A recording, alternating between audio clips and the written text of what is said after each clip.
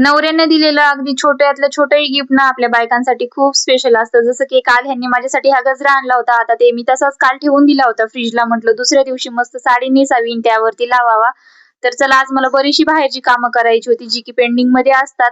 तर आम्ही निघालो होतो बाहेर. आता हे आठवडाभर घरी नसतात, मग मला काही बाहेर जायला जमत नाही.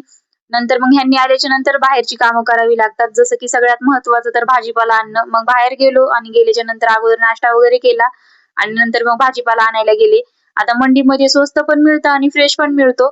आणि ही कारली जी आहेत ना, आमच्या घरी हीच कारली खातात. हिरव्या कलरची कारली कोणालाच आवडत नाही. आणि ही कारली ना कधीतरीच मार्केटला दिसतात. आज दिसली होती तर चला म्हटलं घ्यावीत.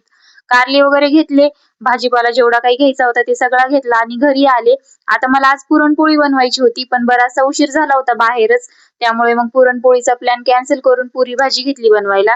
आणि मी अशा ना ट्रायंगलमध्येच पुऱ्या बनवते. आता फायदा असा की एक तर फास्ट होतात, कारण का एक मोठी चपाती लाटायची आणि त्याला चाकूने कट करून घ्यायचं, आणि दुसरं असं की मुलांना ना असा वेगळा शेप दिसतो, त्यामुळे ना ते पण आवडीनं खातात. आणि म्हणून मग मी असंच बनवते. मग भजी वगैरे तळून घेतली आणि असा गेला आजचा दिवस. चला मग भेटू उद्याला.